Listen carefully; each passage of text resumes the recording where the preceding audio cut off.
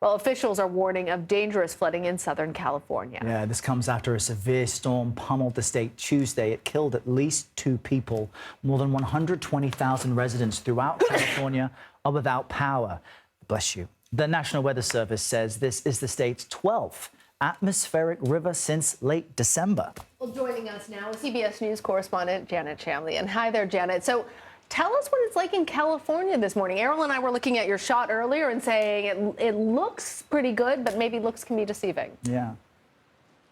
Yeah, it was sunny 5 minutes ago, and now it's lightly raining. And it's been like this for weeks and weeks, as we know. As Errol mentioned, the 12th atmospheric river, it really did a number on California yesterday, not just here in the Los Angeles area, but also in the San Francisco Bay Area, where there has been hurricane-force winds, tens of thousands without power, and as you mentioned, a couple of deaths related to downed trees, people getting hit by those.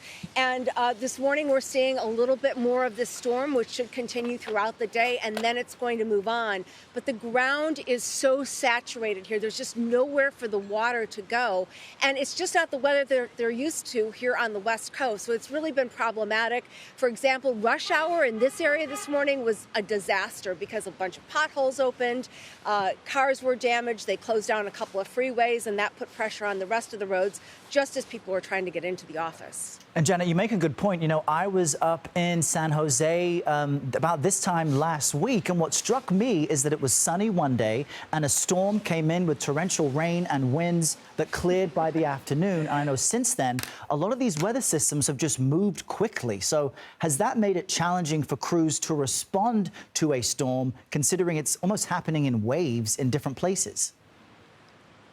Exactly, Earl. They're just not getting a break. And I have to say there's probably a significant amount of what you might call storm fatigue from this. Like at the higher elevations, the San Gabriel's above 6,000 feet, a lot of snow, and then they clear it, and then the next storm moves in, right? So there's not a lot of time between these waves, as you described, to really get back to normal here. And any amount of rain right now can cause flooding because the ground is so saturated.